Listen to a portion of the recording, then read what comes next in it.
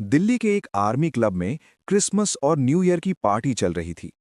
वहां एक retired brigadier बच्चों को लाइन में खड़ा करके हाथ में चॉकलेट्स लिए एक छोटा सा गेम खेल रहे थे। उन्होंने कहा कि जो बच्चा सबसे जोर से जवाब देगा उसे इनाम मिलेगा। फिर उन्होंने पूछा, हाउस द जोश? लाइन में खड़ा एक छोटा सा बच्चा पूरी ताकत से चिल्लाया, हाय सर।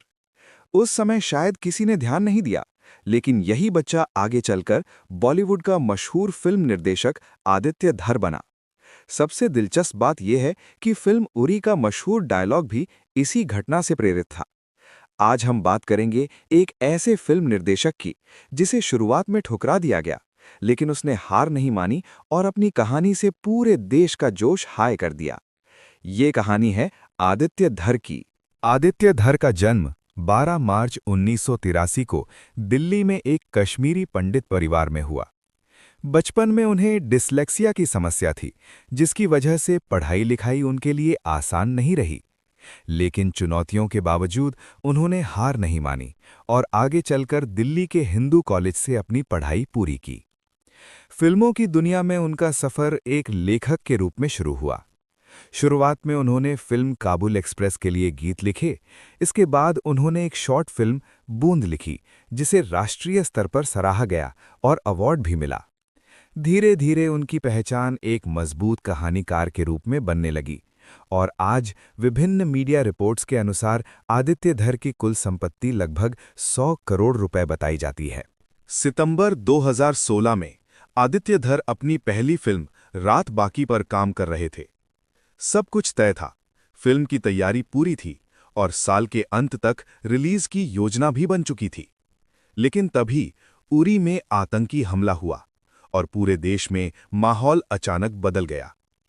इसका सीधा असर फिल्म पर पड़ा और प्रोजेक्ट को रोकना पड़ा। आदित्य के लिए ये कोई पहला झटका नहीं था। वो साल 2006 में मुंबई आए थे और शुरुआती 10 से 12 साल उन्होंने गुमनामी में ही बिताए। कई बार उनकी लिखी कहानियां ठुकरा दी गईं और कई बार मेहनत के बावजूद उन्हें पहचान नहीं मिली। लेकिन उन्होंने हार नहीं मानी और लगातार अपने काम पर टिके रहे। इसी दौरान उरी हमले की घटना ने उन्हें एक नई कहानी का नजरिया दिया। उन्होंने महीनों तक रिसर्च और तैयारी की और फिर सिर्फ 12 दिनों में पूरी फिल्म की स्क्रिप्ट लिख डाली। ये फिल्म थी उरी द सर्जिकल स्ट्राइक। उन्होंने अपनी स्क्रिप्ट प्रोड्यूसर रॉनी स्क्रूवाला को भेजी, जिन्होंने इसे फ्लाइट में पढ़ा और तुरंत इस प्रोजेक्ट के लिए हाँ कर दी। यही पल आदित्य धर की जिंदगी का सबसे बड़ा टर्निंग पॉइंट साबित हुआ। जब फिल्म रिलीज हुई तो उसने बॉक्स ऑफिस पर जबरदस्त सफलता हासिल की और इसी फिल्म के साथ आदित्य धर ने डायरेक्शन की दुनिया में कदम रखा और अपने पहले ही प्रयास में नेशनल अवार्ड जीत लिया। धुरंधर पार्ट 1 ने भी बॉक्स ऑफिस पर जबरदस्त सफलता हासिल की थी और ये हिंदी सिनेमा की सबसे ज्यादा कमाई करने वाली फिल्मों में शामिल हो गई थी। और अब उनकी नई film Dhurandhar the revenge release होते ही एक बार फिर बॉक्स ऑफिस पर धमाल मचा रही है और दर्शकों से शानदार प्रतिक्रिया मिल रही है। साल 2021 में आदित्य धर ने अभिनेत्री यामी गौतम के साथ हिमाचल प्रदेश के एक छोटे से गांव में शादी की। ये शादी उनके स्वभाव की तरह ही बेहद सादगी और पारंपरिक रीति रिवाजों के साथ हुई, जिसमें केवल करीबी रिश्तेदार ही शामिल हुए थे। दोनों ने देवदार के पेड़ों के बीच 7 फेरे लिए, जो इस शादी को और भी खास बना देता है। आदित्य को खाना बनाना भी काफी पसंद है और वे अक्सर यामी के लिए खुद खाना बनाते हैं। फिल्मों में आने से पहले आदित्य का सपना क्रिकेटर बनने का था। उन्होंने कई सालों तक प्रोफेशनल ट्रेनिंग ली और अलग-अलग स्तर पर क्रिकेट खेला। लेकिन साल 2002 में अंडर 19 टीम में चयन नहीं हुआ और यहीं से उनकी जिंदगी ने एक नया मोड़ लिया। कुछ साल बाद उन्होंने मुंबई का रुख किया और फिल्मों को ही अपना करियर बनाने का फैसला किया। आदित्य को सैन्य रणनीति और सीमा सुरक्षा जैसे विषयों को पढ़ना भी बेहद पसंद है और यही रुचि उनकी फिल्मों में भी साफ नजर आती है। आदित्य धर की debut film Uri the surgical strike को 4 अलग-अलग कैटेगरी में नेशनल अवार्ड मिले। इनमें बेस्ट एक्टर, बेस्ट डायरेक्टर और कई टेक्निकल अवार्ड शामिल थे।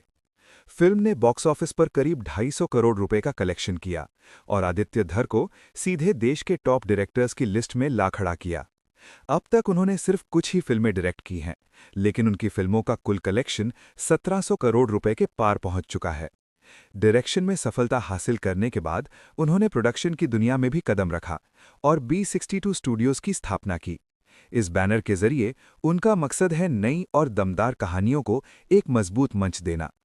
एक फिल्म मेकर के तौर पर वो अच्छी तरह समझते हैं कि किसी भी कहानी को सही सपोर्ट और प्लेटफॉर्म मिलना कितना जरूरी होता है। आदित्य को प्रेशर में काम करना पसंद है क्योंकि उनका मानना है कि प्रेशर इंसान को जमीन से जोड़े रखता है।